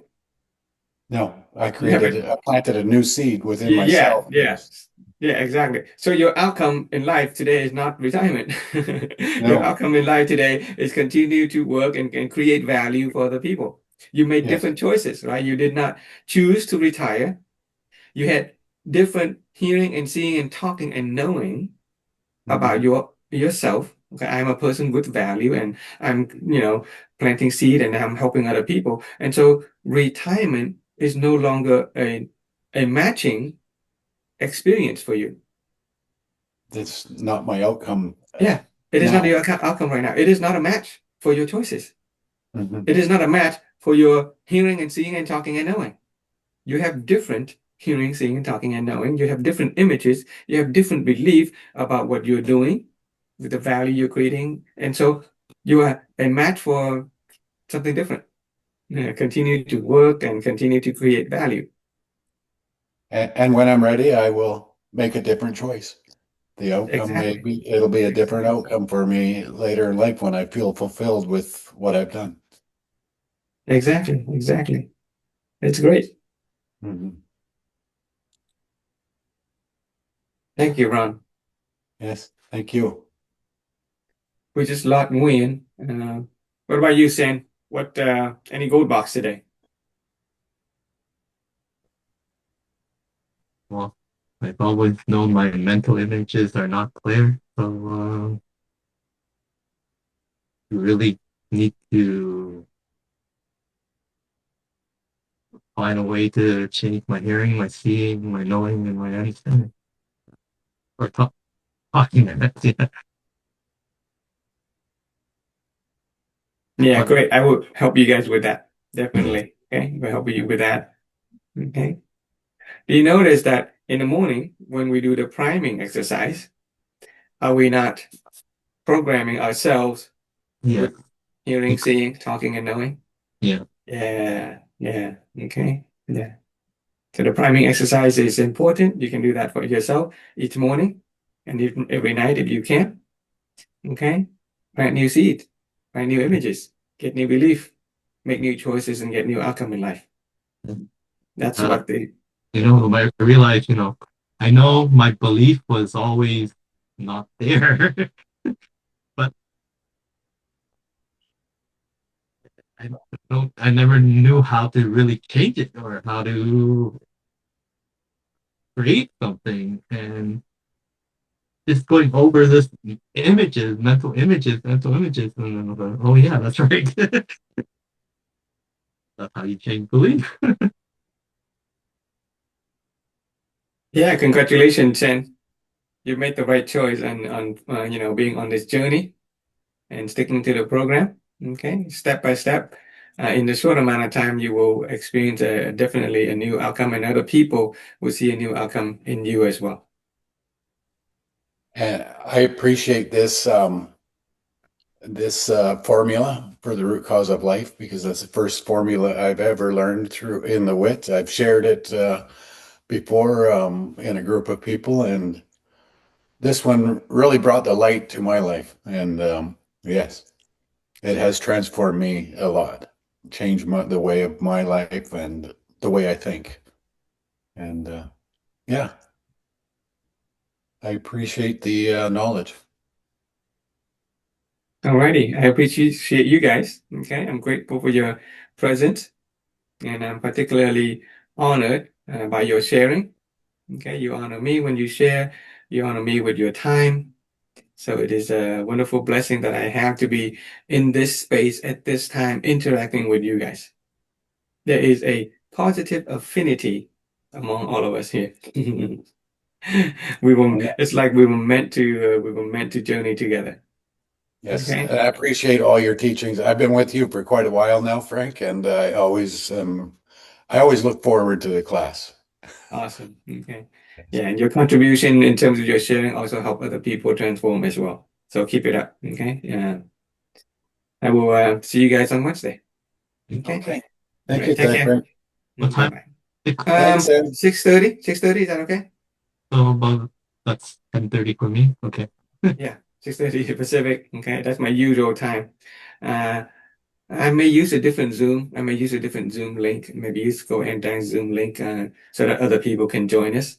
Mhm. Um, maybe, maybe not. We'll see. Okay. All right. All right. Enjoy You your guys. Easter weekend. Okay. Yeah. You take care. Bye bye. Thank you. Bye.